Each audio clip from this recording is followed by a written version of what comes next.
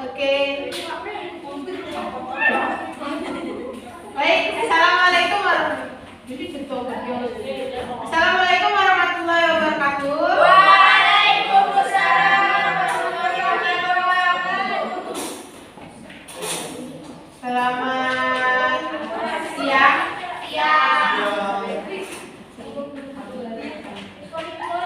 Baik, pada sesi selanjutnya ini kita akan mendengarkan presentasi atau pemaparan materi dari kelompok 8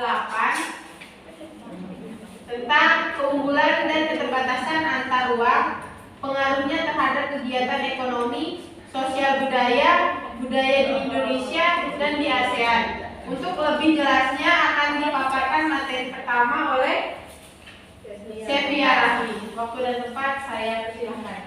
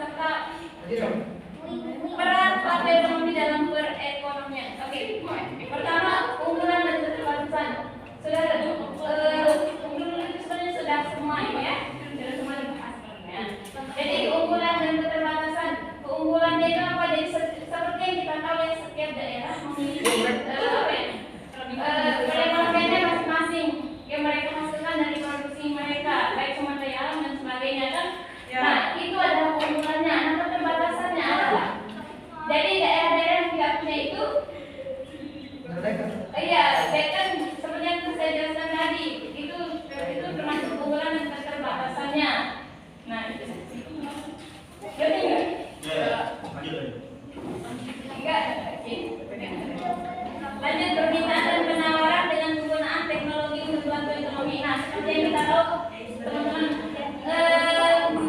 permintaan dan penawaran di dalam teknologi seperti kita tahu ya teman-teman, sekarang ini semuanya serba teknologi, apapun teknologi. Jadi gampang sekarang kalau mau belanja tinggal buka TikTok dan sebagainya, gampang belanja ya. Ya, gampang sekarang. Jadi kita tinggal tidur di rumah tiba-tiba saldonya sudah nol gitu kan? Selanjutnya pengertian pelaku ekonomi. Yang pelaku ekonomi itu adalah individu atau lembaga yang terlibat dalam proses kegiatan ekonomi. Itu pelaku individu dan jadi pelaku ekonomi itu adalah individu atau lembaga. Itu adalah pelaku ekonomi. Selanjutnya itu peran dan pelaku ekonomi. Tadi sudah dijelaskan oleh kelompok 7 tentang pelaku ekonomi kan? Mau dijelaskan lagi? Ya. Oke. Pelaku ekonomi itu kan ada rumah tangga tadi, rumah tangga, perusahaan, pemerintah, luar negeri. Kalau rumah tangga itu adalah sektor pelaku ekonomi yang terkecil. Jadi pelaku ekonomi dari rumah tangga ini, di mana rumah tangga ini bisa kita sebut mereka itu adalah seorang produsen jasa dan sebagainya. Kemudian perusahaan ini biasanya yang mengelolanya. Jadi kalau perusahaan nggak bisa ada kalau nggak ada orang yang bekerja di sana. Jadi dia yang mengelola jasa dan sebagainya itu di perusahaan itu. Kemudian lanjut ke pemerintah. Jadi segala sesuatu itu seperti kita tahu, kita sekolah juga ini adalah sekolah pemerintah. Jadi mereka yang mengelolanya. Kemudian lanjut ke luar negeri. Kita tahu ekspor dan impor. Hubungan antar pelaku ekonomi, ada perekonomian sederhana, tertutup dan terbuka. Sederhana, tertutup, terbuka. Oke, perekonomian sederhana ini yang kita tahu itu adalah perekonomian di mana rumah tangga dengan perusahaan.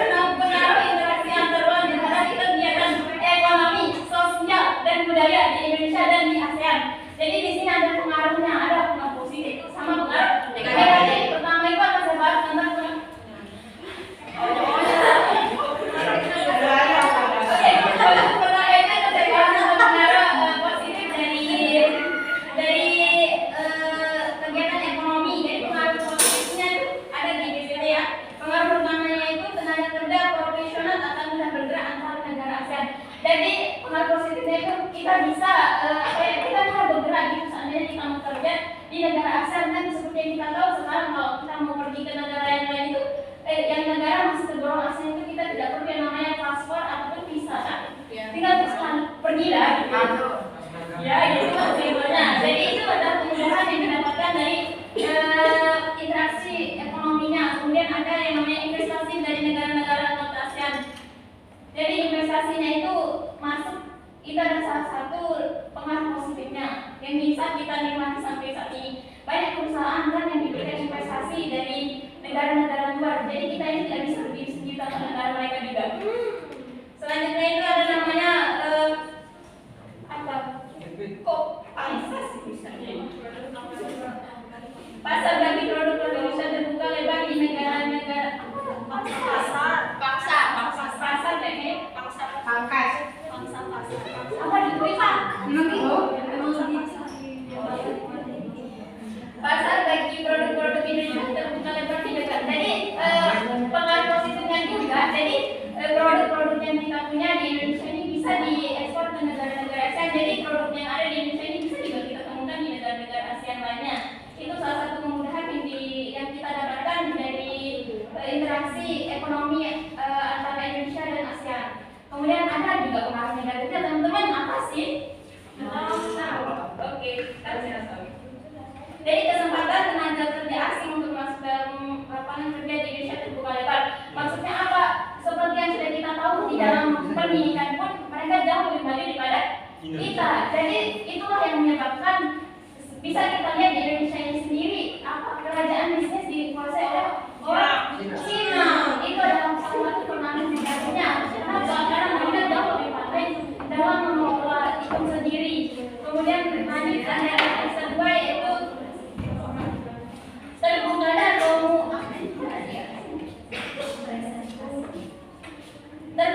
terbukanya kemungkinan eksploitasi sumber daya alam di Indonesia. Ya. Jadi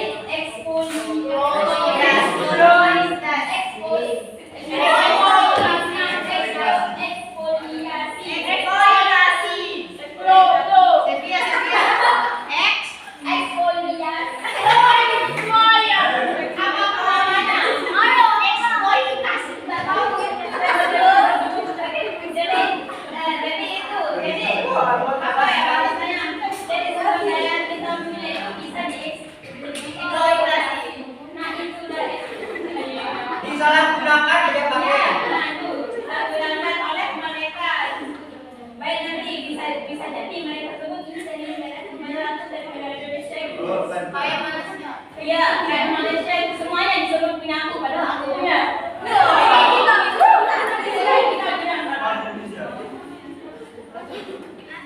Terus seruan barang impor dari negara-negara ASEAN dapat mematikan berbagai perusahaan yang memproduksi produk Indonesia. Seperti yang kita tahu teman-teman, segala produk Indonesia ini kebanyakan produk punya luar. Gak percaya itu apa sih? Punya itu.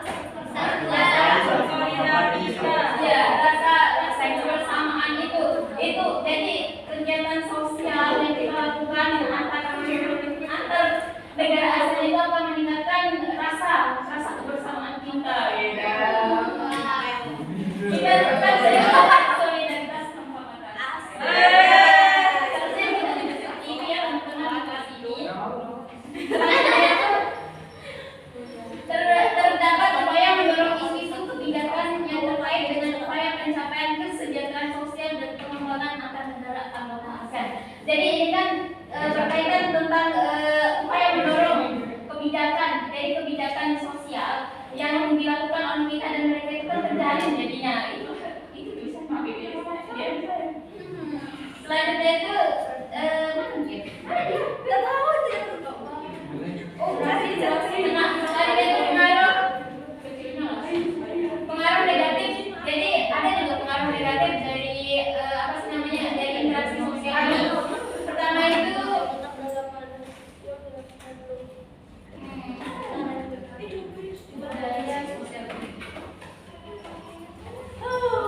penanaman modal dari negara-negara ASEAN di berbagai daerah jangan sampai bertentangan dengan kehidupan sosial masyarakat daerah-daerah tersebut. Selanjutnya dapat muncul sampai negatif seperti konsumerisme dan endoisme. Hadapi masuknya dari negara-negara ASEAN. Jadi itu ada dua pengaruh negatifnya ketika kita sama-sama menjalin interaksi sosial dengan negara ASEAN seperti yang saya baca lagi. Banyak pengaruh interaksi antar nih. Selanjutnya tentang budaya, teman-teman. Pertama itu pengaruh positifnya kekayaan negara antar negara ASEAN ditampilkan melalui berbagai kegiatan. Seperti yang kita tahu kalau kita pergi jauh di Indonesia ada kegiatan tentang kebudayaan. Jadi apa ya? Kita kaya akan budaya ya teman-teman. Jadi itu yang akan menjalin keterlibatan antara negara ASEAN dan kita ini. Jadi budaya kita dengan budaya itu akan kaya. Kalau kita yang budaya masih belum. Selanjutnya itu kekayaan budaya negara ASEAN diketahui negara-negara ASEAN dan dunia. Jadi dengan keterlibatan dengan keterlibatan interaksi sosial, interaksi budaya kita, maka dunia luar itu mereka itu tahu bahwa budaya di Indonesia dan di negara ASEAN itu kaya akan budaya yang negara kita, terutama di Indonesia ini banyak budaya sangat banyak. Ya, benar. Dari Sabang sampai Merauke itu berapa budayanya? Tapi aku cinta sama. Selanjutnya, pengaruh negatifnya masyarakat Indonesia dapat melihat berbagai budaya di negara-negara ASEAN. Kenapa pengaruh negatifnya dapat melihat kata-katanya? Jadi kan banyak tuh yang dapat kan seperti yang kita tahu ya banyak budaya di negara asing yang tidak sesuai dengan budaya kita. Tapi kalian kita sering ikut, namanya juga kita seorang pengikut ya. Ya, makanya kalau nggak percaya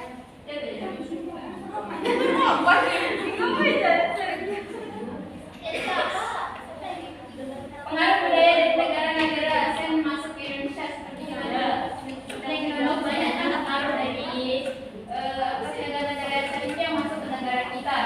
Contoh contohnya Korea. Ya, itu K-pop itu kan Korea itu semuanya sekarang mau ada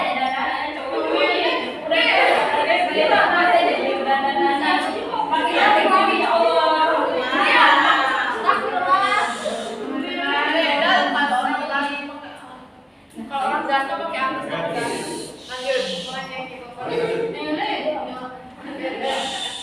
dan sebagian kebudayaan yang dipromosikan ada disaksikan dan dinikmati turis asing termasuk dari negara-negara ASEAN. Kebudayaan tersebut dikhawatirkan berubah dari aslinya dan lebih mengikuti selera para turis asing.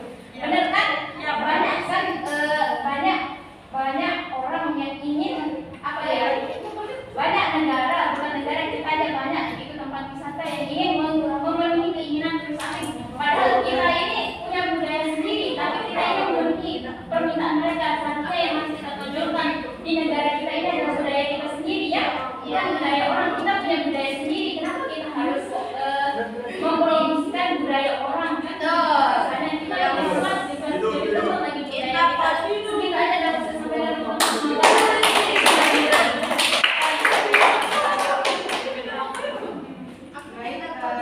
terima kasih. Itu juga materi yang ya. Selanjutnya materi selanjutnya akan disampaikan oleh Sabrina Nadia Sofa.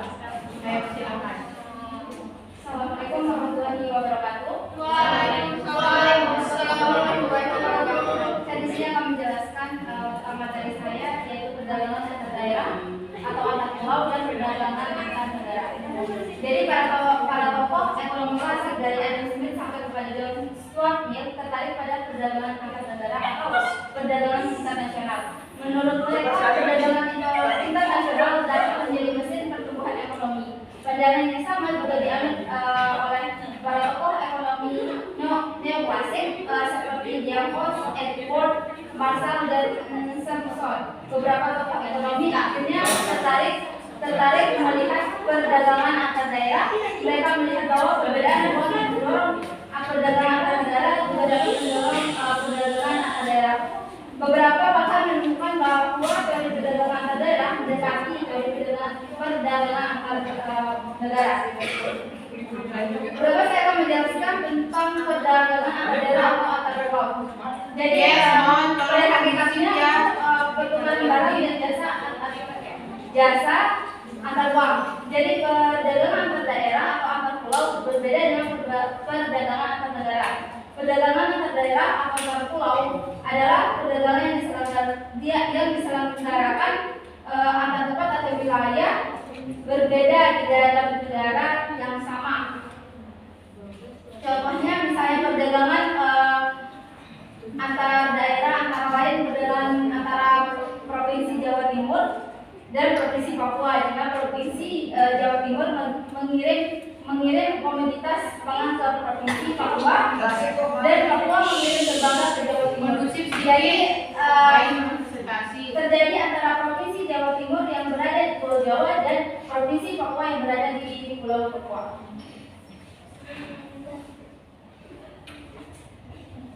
Di Indonesia terdapat aneka ragam kegiatan ekonomi penduduk. Hal ini terjadi karena pola penggunaan lahan dan pola pemukiman yang berbeda. Yang karena pola yang berbeda membuat setiap daerah atau pulau mempunyai keunggulan komparatif. Yang keunggulan komparatif itu yang dapat jika suatu diperbandingkan dengan daerah yang lain. Perdagangan antar daerah atau antar pulau di Indonesia sudah terjadi sejak zaman Hindia Belanda. Jadi perdagangan antar daerah atau antar pulau di Indonesia terjadi karena ada perbedaan sumber daya, baik sumber daya alam maupun sumber daya manusia di setiap wilayah. Kondisi ini yang mengakibatkan komoditas yang dihasilkan tidak dapat memenuhi kebutuhan masyarakat yang beraneka ragam. Selain itu, perdagangan yang terjadi antar daerah atau antar pulau di Indonesia juga karena daerah penghasil sumber daya alam atau bahan mentah tidak memiliki pabrik untuk mengolah hasil alamnya. Akibatnya daerah penghasil bahan mentah mengirim bahan mentah tersebut ke daerah yang memiliki pabrik yang dapat mengolah bahan mentah tersebut menjadi barang setengah atau barang jadi.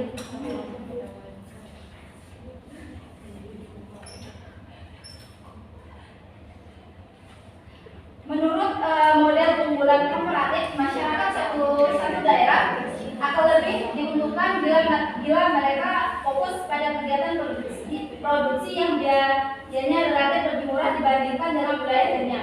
Relatif rendahnya biaya produksi itu memungkinkan wilayah bersangkutan menetapkan harga produksi yang lebih murah dibandingkan wilayah dengan wilayah lainnya. Selanjutnya, karakteristik perdagangan antar daerah atau antar pulau. Pertama itu spesialisasi. Spesialisasi itu sebagai hasil dari pembagian kerja. Jadi jika suatu daerah atau pulau di suatu negara mengkhususkan diri dalam produksi komoditas tertentu, maka daerah atau pulau lain di negara itu akan membeli komoditas dari wilayah itu dan bukannya memproduksi komoditas yang sama sendiri. Kedua, ada biaya produksi yang berbeda.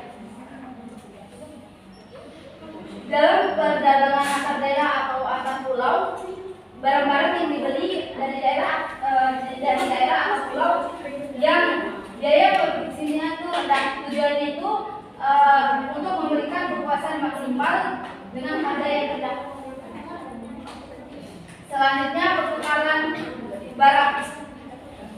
Tujuan dari perdagangan antar daerah atau antar pulau adalah saling tukar berbagai barang yang bertujuan untuk pengadaan barang-barang di daerah yang tidak memiliki persediaan atau yang memiliki persediaan dalam jumlah baik sang kecil dari daerah yang kemampuan produksinya surplus. Oleh karena itu dapat dikatakan bahwa pertukaran adalah tujuan perdagangan antar daerah atau antar pulau. Selanjutnya saling kerjasama. Perdagangan di bawah perdagangan antar daerah atau antar pulau berbeda dari satu daerah atau hubungan yang dari daerah atau pulau ke daerah atau pulau yang lain. Hal ini menyebabkan hubungan perdagangan yang erat dan semangat kerjasama di antara mereka. Terus selanjutnya ada mengejar laba. Tujuan dari produsen dalam perdagangan antar daerah atau antar pulau itu adalah untuk mendapatkan laba. Jadi dalam perdagangan antar daerah atau antar pulau, produsen ingin menjual barangnya di tempat di mana dia bisa mendapatkan keuntungan yang maksimal. Selanjutnya terarah pada konsumen. Jadi pada perdagangan antar daerah atau antar pulau, produsen memproduksi barang-barang yang disukai oleh konsumen. Selanjutnya kepuasan maksimum. Kepuasan maksimum itu tujuannya untuk mencapai kepuasan maksimum melalui pertukaran barang dan jasa, barang-barang yang tidak tersedia di suatu tempat juga tersedia di sana melalui perdagangan antar daerah atau antar pulau. Selanjutnya saya akan menjelaskan tentang perdagangan antar daerah.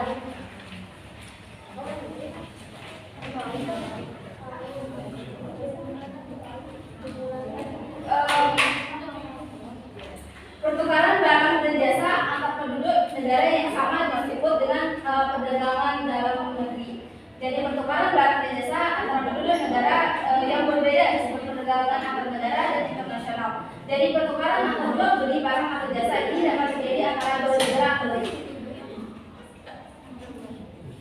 Aktivitas yang terjadi dalam perdagangan antar negara pertama itu ekspor. Jadi ekspor adalah kegiatan menjual barang dan jasa dari dalam negeri ke luar negeri. Yang pelaku ekonomi mengekspor barang dan jasa disebut eksportir. Ekspor dilakukan untuk memperoleh pendapatan berupa mata uang asing atau devisa. Jadi untuk mendukung kegiatan ekspor, pemerintah dapat melakukan sejumlah hal. Pertama, memberi kemudahan kepada produsen yang berkaitan dengan kegiatan ekspor. Kedua, menjaga kestabilan nilai tukar mata uang dalam negeri. Kestabilan mata uang suatu negara penting agar eksportir dapat menentukan harga produknya di luar negeri. Selain itu, eksportir juga dapat menghitung nilai penjualan yang akan dilakukan. Tiga, melakukan promosi. Jadi promosi produk lokal dan nasional di luar negeri melalui dukungan pemerintah. Produsen dalam negeri dapat melakukan promosi di luar negeri.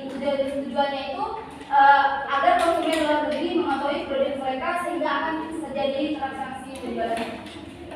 Kedua, ada impor. Jadi impor adalah kegiatan membeli barang dan jasa dari luar negeri. Yang pelaku ekonomi yang mengimpor barang disebut sebagai importer. Agar dapat membeli barang dan jasa dari luar negeri, pelaku ekonomi harus menukar mata uang di dalam negerinya, misalnya rupiah, jika mata uang asing tersebut misalnya dolar Amerika Serikat.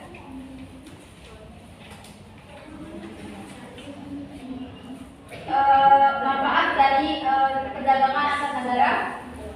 Pertama itu mendapatkan devisa. Jadi apabila kita mengekspor suatu komoditas, kita akan mendapatkan mata uang asing seperti dolar Amerika Serikat atau yen Jepang. Jadi mata uang asing ini bisa disebut devisa, jadi bisa dapat digunakan salah satunya untuk mengimpor barang dari negeri lain.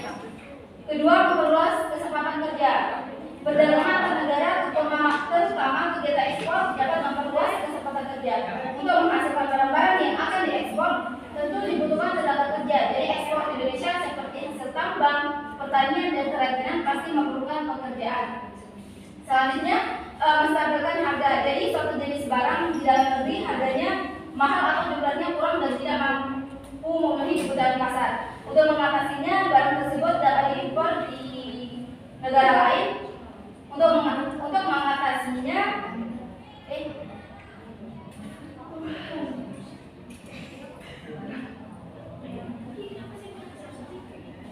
Jadi kebijakan impor barang membuat harga akan stabil dan permintaan dapat dipenuhi. Selanjutnya meningkatkan kualitas. Jadi konsumsi melalui perdagangan antar negara, penduduk dapat membeli berbagai barang yang belum tentu dapat dihasilkan di dalam negeri atau kualitas mutunya belum sebaik produk luar negeri. Dari sisi lain, perdagangan antar negara dapat memicu industri dalam negeri untuk meningkatkan kualitas produk yang dihasilkan agar dapat bersaing di pasar internasional. Selanjutnya mempercepat alih teknologi. Jadi dibutuhkan pengetahuan atau keterampilan tertentu untuk menggunakan barang-barang yang diimpor dari luar negeri. Pihak penjual pun merasa perlu mengadakan pelatihan untuk menggunakannya. Alih teknologi mungkin suatu negara untuk mempelajari teknik produksi yang lebih modern. Selanjutnya ada beberapa faktor pendorong dan penghambat dari perdagangan antar negara. Jadi faktor pendorong pertama itu sumber daya alam. Sumber daya alam yang dimiliki setiap negara itu berbeda-beda. Jadi untuk mendapatkan sumber daya alam yang dibutuhkan dan tidak dimiliki suatu negara, terjadi interaksi antar negara tersebut dapat dalam bentuk perdagangan antar negara. Kedua, selera. Jadi selera itu juga dapat menjadi faktor penyebab terjadinya perdagangan antar negara. Indonesia mengimpor jeruk dari Australia, meskipun buah jeruk juga ditanam di Indonesia, salah satunya di Sumatera Utara. Hal tersebut karena banyak orang Indonesia yang menyukai jeruk dari Australia sehingga perlu diimpor. Selanjutnya penghematan biaya produksi. Jadi perdagangan antar negara memungkinkan suatu negara antar negara. Indonesia mengimpor jeruk dari perdagangan antar negara memungkinkan suatu negara memasarkan hasil produksinya ke berbagai negara. Negara tersebut dapat memproduksi barang dalam jumlah lebih banyak sehingga dapat menurunkan biaya produksi. Selanjutnya perbedaan teknologi. Jadi terdapat negara yang tak unggul dalam memproduksi barang berteknologi maju. Sebagian negara masih belum mampu menerapkan teknologi maju. Faktor penghambat perdagangan antar negara. Yang pertama itu tidak amannya suatu negara. Jadi faktor keamanan mempengaruhi para pedagang untuk melakukan perdagangan internasional. Jika suatu negara tidak aman, para pedagang akan beralih ke negara yang lebih aman. Kedua, kebijakan ekonomi oleh pemerintah. Terdapat beberapa kebijakan ekonomi suatu negara yang menghambat kelancaran perdagangan antar negara, misalnya pembatasan jumlah impor atau pungutan biaya impor atau ekspor yang tinggi dan perizinan yang berbeda. Selanjutnya, tidak stabilnya kurs mata uang asing. Jadi kurs mata uang asing yang tidak stabil membuat para eksportir maupun importir mengalami kesulitan untuk menentukan harga berdasarkan mata uang asing. Jadi kesulitan tersebut akan berakibat terhadap penentuan harga atas penawaran maupun permintaan barang. Jadi para pedagang internasional akan merasa kesulitan dalam melakukan kegiatan ekspor dan impor. Sekian dari saya, terima kasih. Wassalamualaikum warahmatullahi wabarakatuh. Baik, terima kasih untuk materi kedua. Selanjutnya materi selanjutnya akan disampaikan oleh Ririn Feranita. Assalamualaikum warahmatullahi wabarakatuh. Waalaikumsalam warahmatullahi wabarakatuh. Saya akan melanjutkan materi dari Anti, yaitu pengembangan ekonomi maritim dan agrikultur. Poin pertama, pengembangan ekonomi maritim di Indonesia. Sebagai negara kepulauan, Indonesia memiliki kekayaan alam dalam bidang kelautan atau maritim. Ekonomi maritim adalah sebuah kegiatan ekonomi yang berlangsung di laut atau di sekitar dan pesisir laut. Sejarah ekonomi maritim Indonesia. Masa sebelum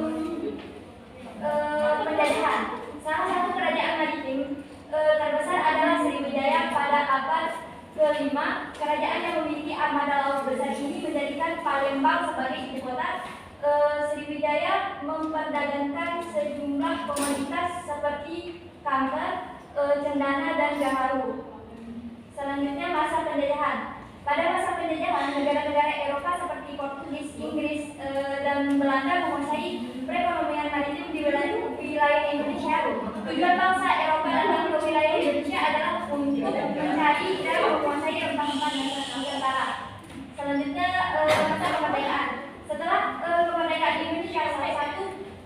penting ekonomi maritim Indonesia terjadi pada tahun 1957, yaitu Deklarasi Wawasan Nusantara, Deklarasi Juanda.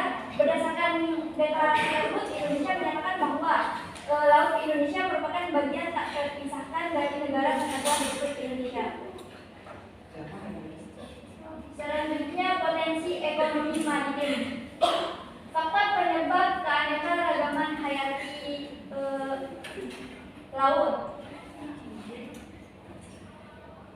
Adapun beberapa faktor keanekaragaman hayati laut di Indonesia,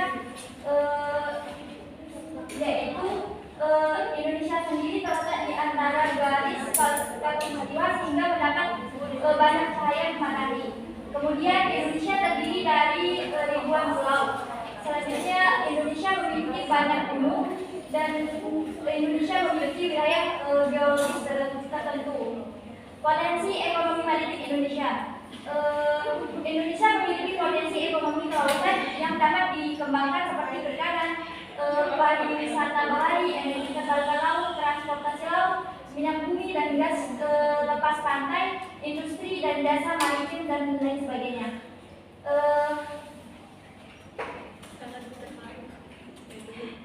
Poin kedua yaitu pengembangan agrikultur Indonesia. Hakikat agrikultur menurut Abel Lanosa dan Papa, agrikultur adalah pengembangan tanaman dan hewan bagi kebutuhan manusia. Agrikultur merupakan kegiatan pemanfaatan sumber daya alam yang dilakukan oleh manusia untuk menghasilkan bahan pangan, bahan baku industri, sumber energi untuk mengelola lingkungan hidup. Selanjutnya, sejarah agrikultur Indonesia.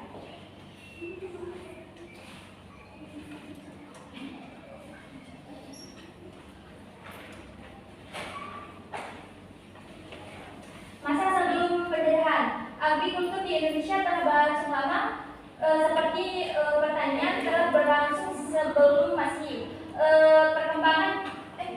Perkembangan pertanian di Indonesia disebabkan oleh kombinasi berhalang. Perkembangan pertanian di Indonesia ternyata telah berkembang pada masa tumbuhnya berbagai kerajaan di Indonesia.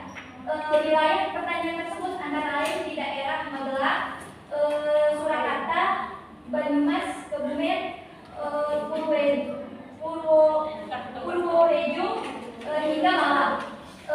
Pada masa penjajahan Belanda, pemerintah kolonial mencari berbagai produk pertanian di Indonesia, khususnya di Jawa, untuk dipasarkan ke dunia. Hal penting dari masa penjajahan Belanda adalah sistem tanam paksa dari Gubernur Jenderal Van der Bos. Petani harus menanam tanaman ekspor milik pemerintah kolonial sebagai pengganti padang tanah atau bekerja di perkebunan milik pemerintah atau proyek lain. Selanjutnya, masa kemerdekaan.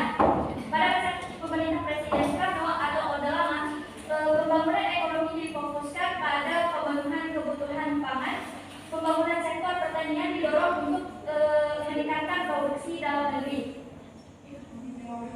Pada masa pemerintahan Presiden Soeharto atau Orde Baru, sektor pertanian mendapat perhatian yang signifikan. Pertanian menjadi sektor penting dalam setiap tahap rencana pembangunan nasional, khususnya pada rencana pembangunan jangka panjang pada tahun 1969 sampai dengan 1994, rencana pembangunan 5 tahun atau Repolita. Pembangunan pertanian merupakan salah satu landasan pembangunan nasional. Selanjutnya, potensi dan kondisi agrikultur Indonesia.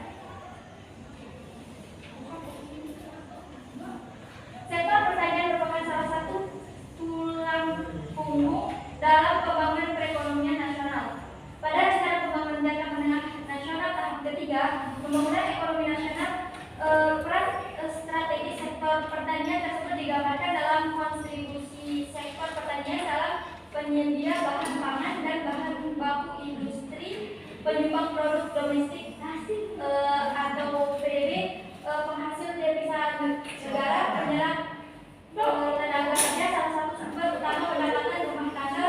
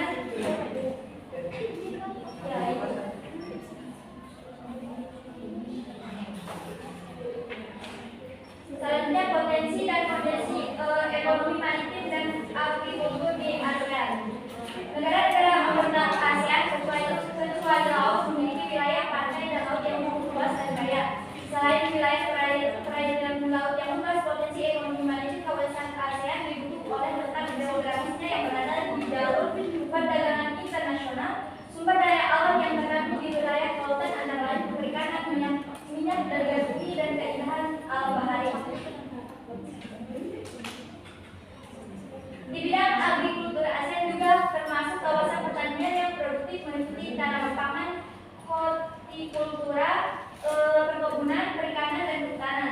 Sebagian besar negara ASEAN masih mengandalkan sektor agrikultur sebagai salah satu sumber pendapatan negara dan lapangan pekerjaan bagi penduduknya. Selanjutnya, pendistribusian kembali atau redistribusi pendapatan nasional.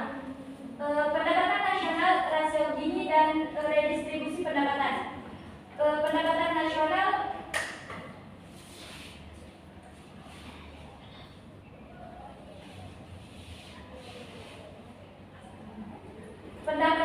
adalah tenaga kerja dan modal dari suatu negara yang mengolah sumber alamnya untuk memproduksi sejumlah yaitu komoditas, baik material maupun imaterial termasuk jasa dan jenisnya.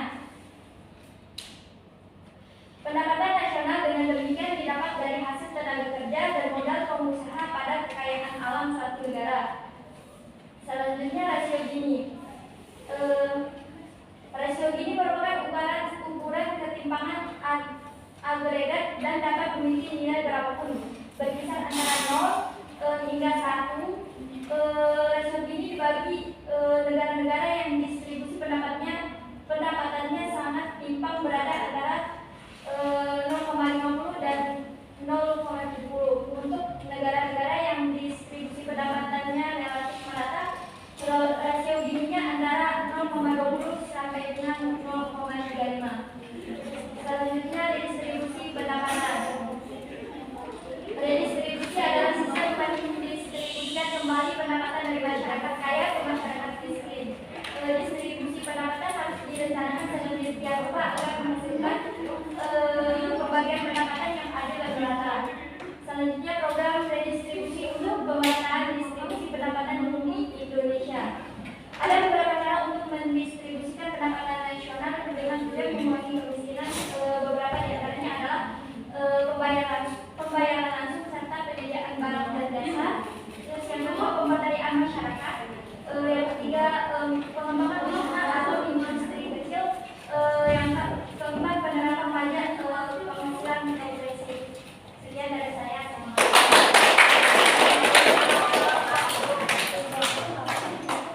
Baik, dengan berakhirnya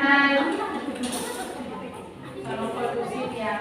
Dengan berakhirnya penyampaian materi dari saudari Ririn Feranita, selanjutnya kami akan buka sesi diskusi dengan satu sesi 3 pertanyaan. Silakan, yang ada ganjel-ganjel di hati keluar 3 pas. Silakan. Dari Sila. Bismillahirrahmanirrahim. Wassalamualaikum warahmatullahi wabarakatuh. Pertanyaan saya kan tadi udah dijelasin sama Ririn tentang ekonomi maritim. Nah, menurut Anda apa kekurangan ekonomi maritim itu yang ada di Indonesia sekarang?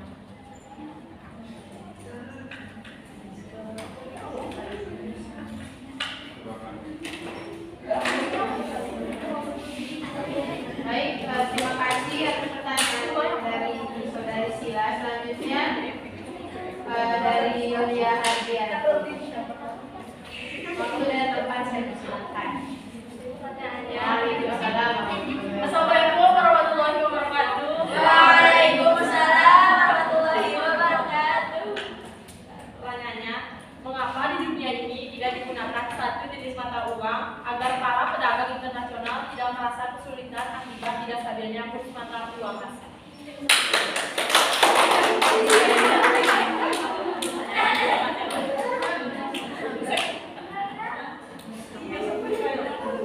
Baik, terima kasih atas pertanyaan dari Yulia Hardianti.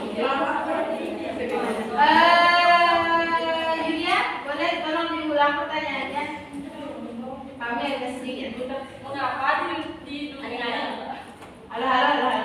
di dunia tidak digunakan satu jenis mata uang agar para pedagang internasional tidak merasa kesulitan akibat tidak stabilnya kurs mata uang asing? Baik, terima kasih.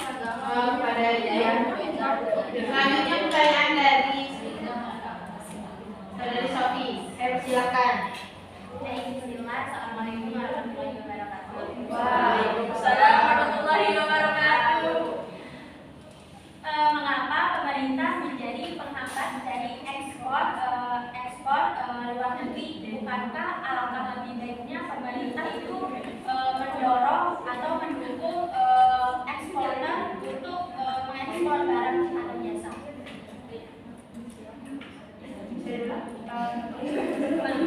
Mengapa pemerintah menjadi penghambat dari ekspor? Bukankah lebih baik dimudahkan? Karena adanya pemerintah itu. Ya, kenapa bisa pemerintah menghambat? Terima kasih. Baik, berikan waktu kelompok 8 untuk berdiskusi sejenak dan saya minta tolong untuk kondusifan teman-teman mahasiswa sekalian. Terima kasih.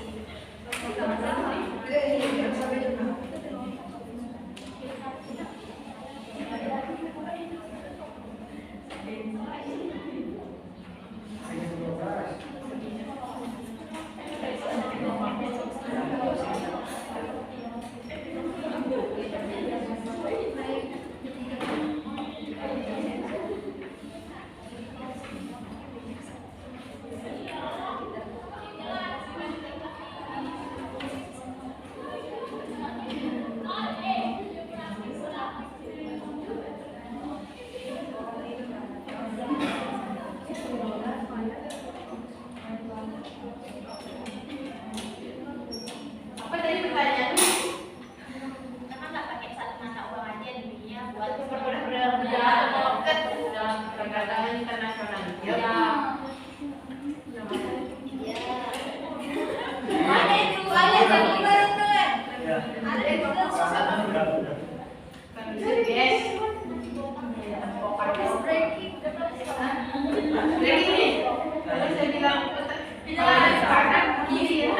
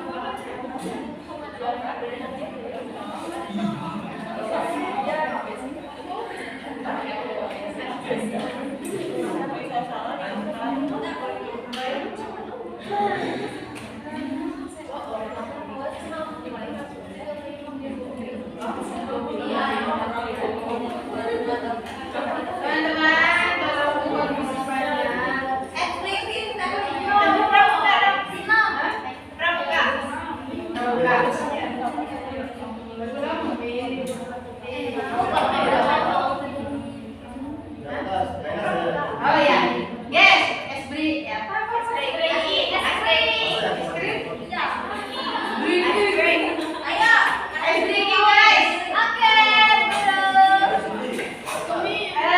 Kalau saya bilang tepung tunggal itu satu. Kalau saya bilang tepung apa?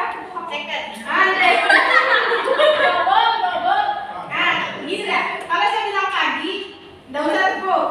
Tepung satu. Kalau saya bilang siang, tepung dua. Kalau saya bilang sore, tepung tiga. Malam, tidak usah tepung, tapi bilang apa?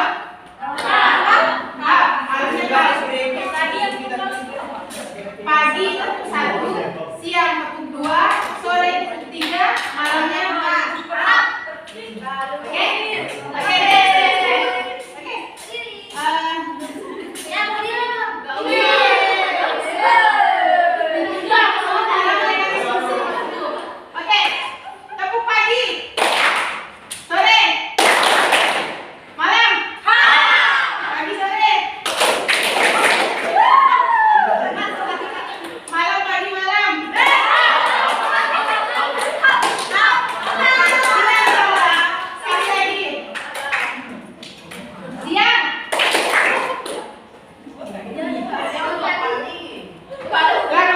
kasih backpack kan nih?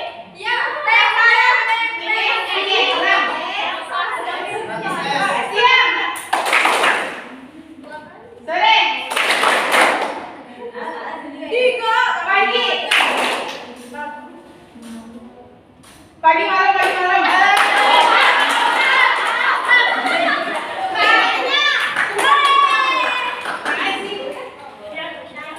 Baik, terima kasih karena telah memberikan waktu diskusi untuk kelompok 8. Selanjutnya sesi menjawab pertanyaan. Dari pertanyaan pertama tadi dari saudari Sila, akan dijawab oleh Riri Ferenita. Waktu dan tempat saya persilakan. Assalamualaikum warahmatullahi wabarakatuh. Waalaikumsalam. Saya akan menjawab pertanyaan dari Sila. Jadi pertanyaannya, apa kekurangan ekonomi maritim di Indonesia? Kekurangan ekonomi maritim yang ada di Indonesia yaitu rawannya penyelundupan, terus akses informasi yang minim menyebabkan masyarakat di wilayah tertentu dikucilkan. Terus penyebaran penduduknya yang kurang merata, rawan bencana juga di Indonesia. Mungkin hanya itu yang dapat saya sampaikan.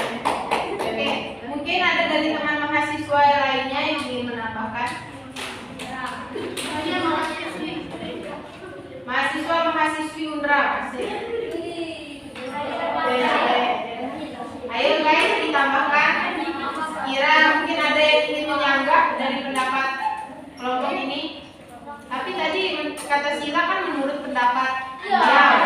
Jadi tidak bisa disanggah. Oke, lanjut ke bagaimana Sila? Apa kurang jelas? Biar dijelasin ulang. Kurang jelas.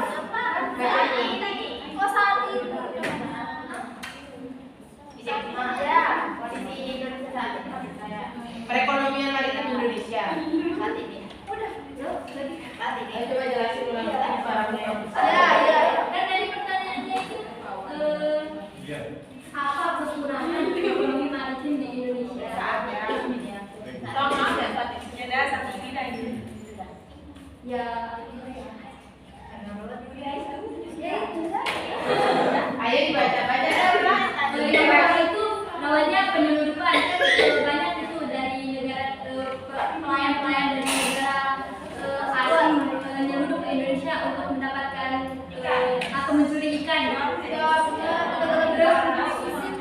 akses informasi yang minim menyebabkan masyarakat di wilayah tertentu dikucilkan. Terus di Indonesia kan juga rawan bencana.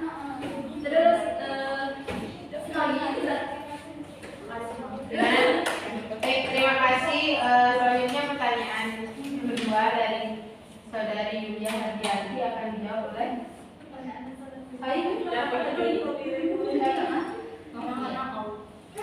dijawab oleh Sylvia. Sudah tempat saya persilakan. pertanyaan itu kenapa Indonesia tidak menggunakan Iya. Kenapa Indonesia tidak menggunakan Satu mata uang. Biar mempermudah perdagangan internasional. Oke, perdagangan Internasional. Kenapa beda-beda? kan seperti yang kita tahu mata uang yang dipakai di internasional itu dolar ya, kayak orang nanti didapatkan dengan dolar. Ya. Ya, karena dolar itu hanya dia yang tidak mengalami inflasi, sedangkan rupiah itu ya Allah inflasinya luar biasa. Pada zaman pemerintahan Soeharto inflasi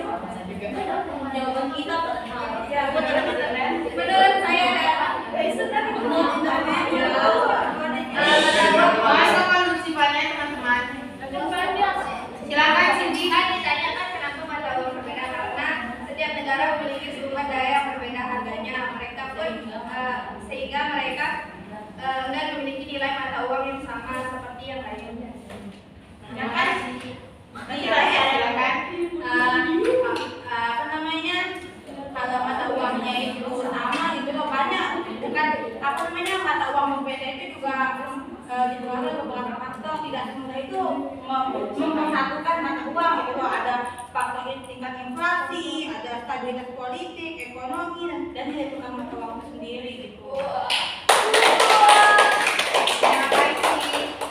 Terima kasih.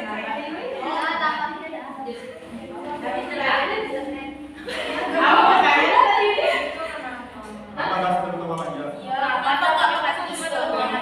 Untuk perdagangan antar negara itu. Oke, saya tambahin sedikit.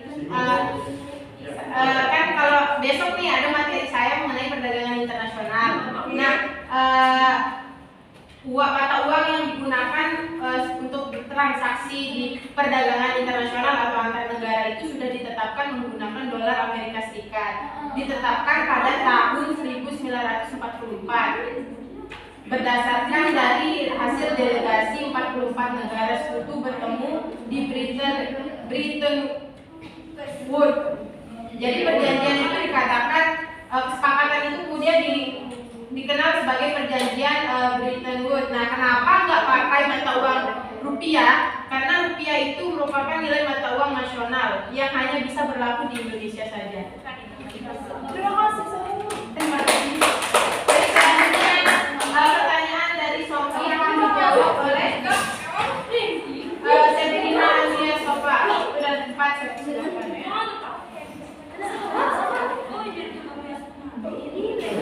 Jadi pertanyaan topik itu mengapa pemerintah menjadi penghambat dari ekspor ya?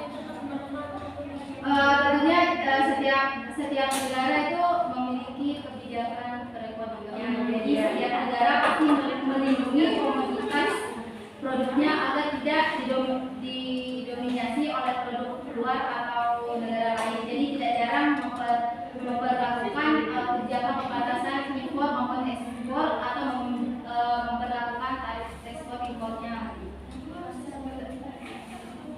Terus tentang tarif impornya secara tidak langsung akan menghambat usaha yang berbisnis barang impor yang untuk dijual di dalam negeri. Jadi sementara di sisi lain tarif impor itu menguntungkan pelaku usaha kecil di dalam negeri karena harga barang itu lebih murah dari barang impornya. Jadi intinya pokoknya setiap negara itu pasti melindungi komoditas produknya agar tidak didominasi oleh produk luar ataupun negara lain. Sekian dari saya. Baik, dan terima kasih. Mungkin ada teman mahasiswa atau mahasiswa yang ingin menambahkan atau menyambut pendapat dari kelompok 8. Nggak ada? Baik, dengan berakhirnya kegiatan presentasi atau tanya jawab diskusi tadi, maka berakhir pula kegiatan presentasi kita pada siang hari ini. Mohon maaf jika ada salah kata yang keluar dari mulut saya maupun dari kelompok 8. Kurang lebihnya saya mohon maaf. Wabillahi taufiq wal